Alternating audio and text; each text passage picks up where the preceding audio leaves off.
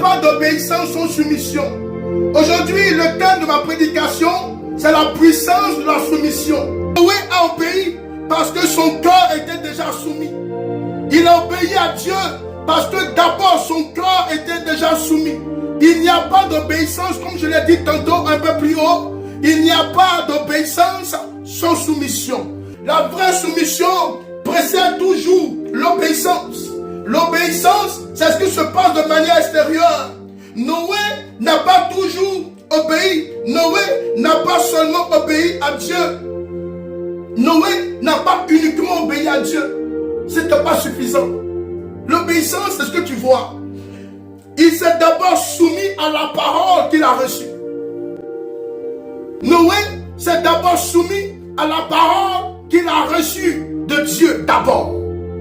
Qu'est-ce que Dieu lui a dit d'abord? Oui, à l'intérieur de son cœur. Comment il a pris la parole? Comment Noé s'est-il permis de peser la parole? Est-ce que Noé s'est affirmé par la parole? Est-ce que Noé a cru en sa parole? Est-ce que Noé s'est abandonné en sa parole? Comment Noé a pesé la parole? Comment Noé a géré la parole? Sur quelle balance Noé a mis la parole de Dieu? Quand tu reçois une parole, qu'il y a une lutte dans ton cœur, il y a un manque de soumission qui commence à s'installer. Vous comprenez? L'obéissance, c'est la résultante de ce que tu reçois. Aujourd'hui, je veux parler de la puissance de la soumission.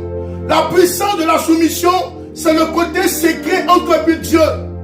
La puissance de la soumission est aussi forte et plus forte que l'obéissance. Si tu es totalement soumis à Dieu, la soumission, c'est de te mettre en dessous de la table. La soumission, c'est de t'abandonner complètement à Dieu. La soumission est plus puissante que l'obéissance.